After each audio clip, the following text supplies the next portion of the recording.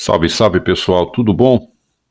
Feliz de estar com vocês aqui para mais uma dos nossos editoriais bem meia boca e sem fins lucrativos.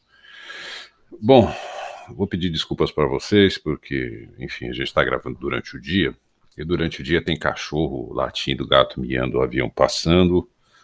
Moro do lado de uma pousada para futuros jogadores de futebol, então daqui a pouco começa o baile funk, sertanejo universitário, vocês vão ouvir alguns ruídos ao fundo. É quem trabalha, meu amigo, quem está no trabalho, quem está ralando, né, e está no home office por conta da pandemia, essa pandemia que está, pelo que tudo indica, chegando ao fim, se é que vai chegar ao fim, que eu tenho lá minhas dúvidas.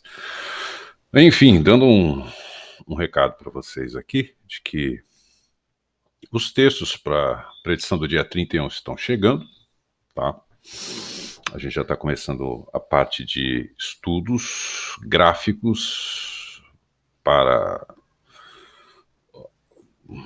Caramba, me fugiu a palavra agora. Para a editoração da revista, do seu folhetim literário, seu espaço de leitura, que está chegando agora dia 31 de outubro. Temos aí o número 5. E é o seguinte, vocês estão vendo aí na tela o querido endereço de e-mail do The Talk. Enfim, se você eventualmente estiver assistindo aqui esse editorial, perdão, sinta-se à vontade para mandar seus originais, sinta-se à vontade para você mandar o seu texto, dar o seu recado. Quem sabe você entra no número 6. O número 5 está meio apertado para você mandar alguma coisa, mas acho que entra no número 6 no final do ano, tá bom? Enfim, vou deixar aí o e-mail para quem quiser mandar seus manuscritos, contos. Obviamente que eu não vou pedir um conto de vocês ou da pessoa que quiser publicar no The Talk. Não vou pedir aqui um conto no modelo europeu da coisa, né? Porque aí fica meio complicado, porque modelo europeu vai de 20 a 110 páginas, né? Se bem que é no eletrônico, não vou gastar papel mesmo, pode mandar do tamanho que quiser, tá joia? E se você tiver alguma reclamação, alguma curiosidade, você pode me procurar no Facebook, e tem a própria página do The Talk no Facebook, tem o meu endereço também, tá aí o meu nome na tela também, que acabou de aparecer agora há pouco, etc, etc. Você pode mandar seu manuscrito, mandar seu comentário. De novo, a gente chama a atenção para, né, na hora dos xingamentos via e-mail ou comentário no Facebook, né, por favor, não xingue, né? A gente é muito sensível, aquela coisa, né? A gente é tão sensível que se tiver muito palavrão, a gente vai lá e tira o comentário, tá bom? É isso.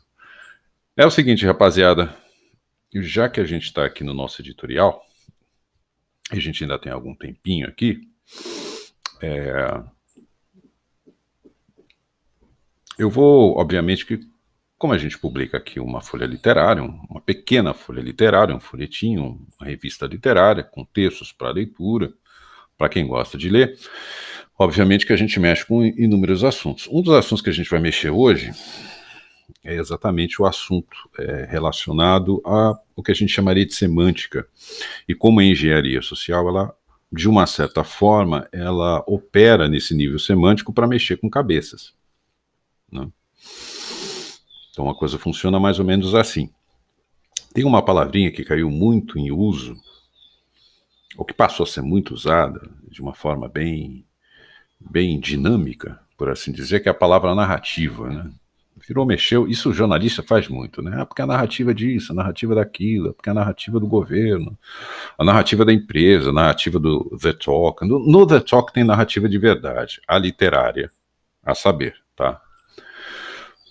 Mas é aquela velha história de você pegar uma determinada palavra e meio que virar uma espécie, antigamente se chamava de, sei lá, carne de vaca, alguma coisa que o pessoal usa o tempo inteiro e tal, e não é a melhor das expressões, porque nem sempre você está narrando alguma coisa.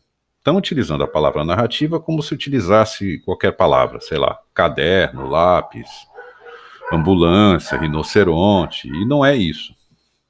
Os nossos queridos amigos caninos participando agora do nosso programa, do nosso editorial, etc, etc. A cachorrada aqui é firmeza, mano. E aí o que acontece? Nem sempre na vida da gente as coisas são narrativas. Nem tudo é narrativa, tá? Por exemplo, você pode descrever um lugar, uma pessoa, sei lá, tentar descrever os seus sentimentos, o trabalho que você executa, que você faz. Você está numa descrição, é um tipo de linguagem. Muitas vezes, o que os jornalistas colocam como nome de narrativa, isso é um negócio meio perigoso, porque nem sempre é uma narrativa, é uma tese. Na verdade, às vezes, uma determinada governança, uma prefeitura, uma presidência da república, uma empresa, um CEO, etc., etc., ele não está necessariamente narrando coisas para você. Ele está defendendo uma visão de mundo, um ponto de vista. E quando você defende um ponto de vista, você defende um ponto de vista de acordo com uma tese. Quem já fez mestrado, já fez doutorado, sabe muito bem que qual é a linguagem que você utiliza quando você está lidando com tese.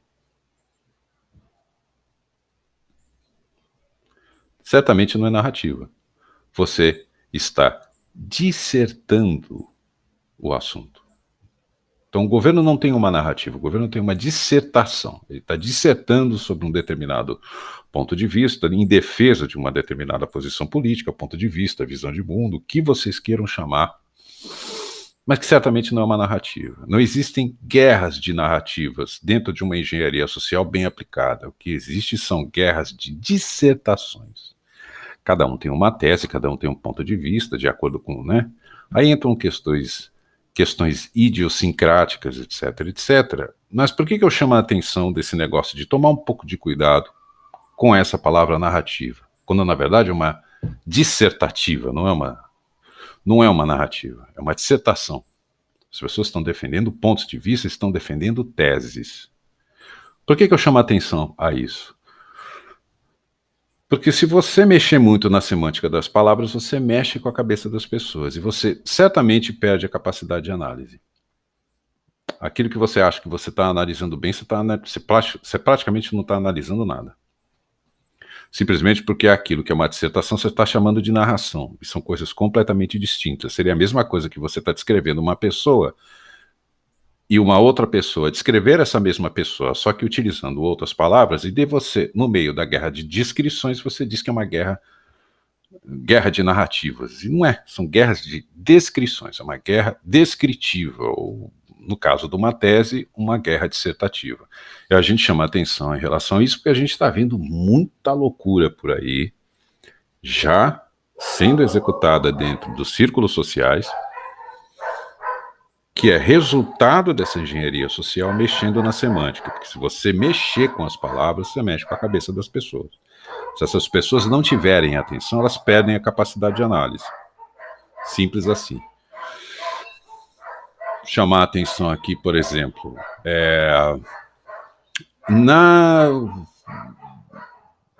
na pandemia de Covid-19, fomos massacrados pelas Big Techs. Em geral, tem uma muito famosa que é a Amazon, né? Não deveria estar citando o nome, mas vou citar nomes apenas como exemplo.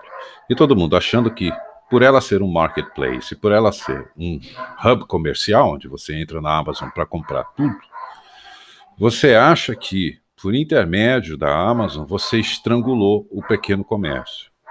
Como se ela, a Amazon, de fato precisasse estrangular o pequeno comércio para ser a Amazon. Não, ela não precisa disso.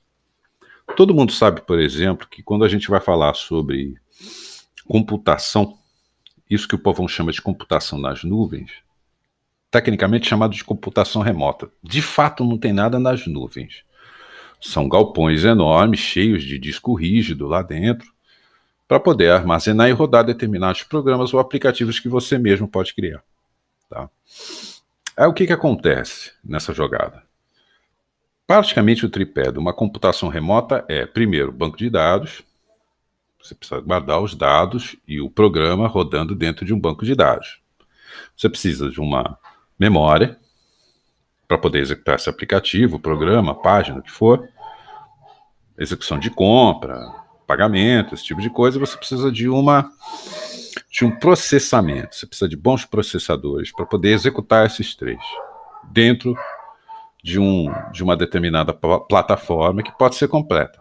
A empresa pode ter o banco de dados, pode ter a memória e pode ter o processamento. Esse tripé forma a tal da computação remota que o povão na rua chama de nas nuvens. Pois bem, quem é que hoje está utilizando a linguagem Python em larga escala?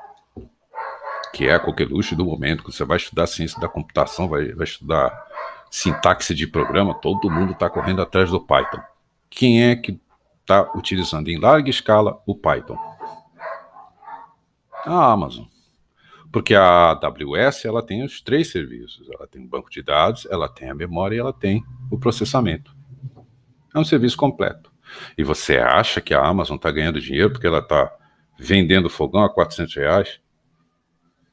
Aí no caso, por exemplo, que a gente está trabalhando aqui com uma revista literária, a gente tem a questão editorial. A Amazon estrangula as pequenas livrarias. Não necessariamente. Tem muita pequena livraria que está formando o seu site de vendas, site de busca, clube de leitura, clube do livro, clube de compras ou qualquer coisa assim, de milhagem, etc, etc. E quando essa pequena livraria vai, entre aspas, hospedar esse serviço, onde é que ela está?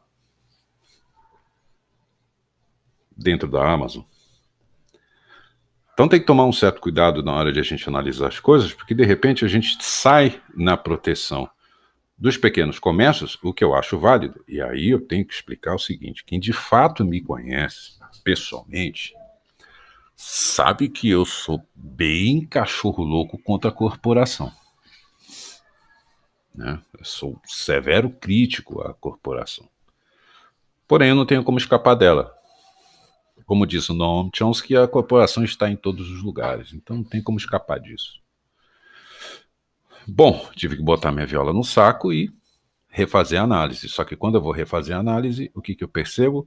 Que tem muita gente criticando determinadas corporações, mas utilizando o serviço delas. Seria a mesma coisa de que vamos apoiar o petróleo nacional, quando o petróleo nacional é operado por uma corporação. Ou vamos demonizar o serviço, já que a gente está falando de literatura aqui, né, que é o nosso caso. Vamos demonizar a Amazon porque isso estrangula o comércio das pequenas livrarias. Nós damos apoio às pequenas livrarias por outros motivos. Pelos motivos de humanização do serviço. Elas são essenciais para isso. Mas tem muita pequena livraria que, se você for passar a luva num serviço de compras e de vendas, clube de leitura, clube de livro, etc. e tal, na hora que você vai ver onde é que a página ou o aplicativo ou os processos de venda, de compra e venda, de transação comercial, onde elas estão hospedadas, quando você vai ver, olha só, está dentro da Amazon.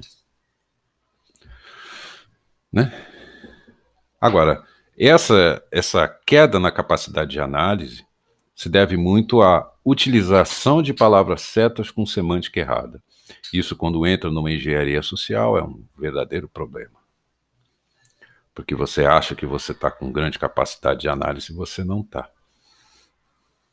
O nome certo para as coisas certas, com o significado certo.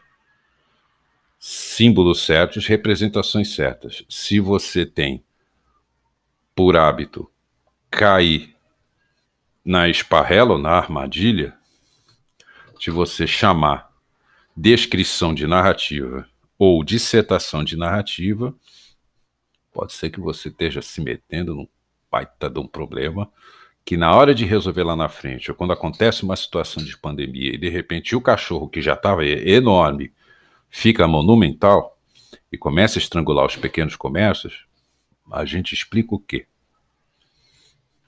Não consegue explicar porque a nossa capacidade de análise está meio complicada. Por quê? Porque, na verdade, um governo ele defende uma tese. E se ele defende tese, a linguagem é dissertativa, não é uma guerra de narrações. Pessoal, curtam um feriado prolongado, tá? Vou deixar aqui de novo o meu endereço de e-mail para reclamações, para sugestões, envio de manuscritos, contos, para poder participar das próximas edições do The Talk, tá bom? Vou continuar trabalhando aqui nas nossas queridas páginas aqui, na parte de diagramação, pesquisa, figura, a gente já está montando a capa aqui, bonitinha. Aguardem dia 31, que está chegando o número novo. E que todos tenham um excelente final de semana, tá bom? É um final de semana que parece ser prolongado. Vamos emendar segunda-feira com terça, dia 12 de outubro. E quem sabe na próxima sexta a gente está aí de volta com mais um nosso editorial aqui.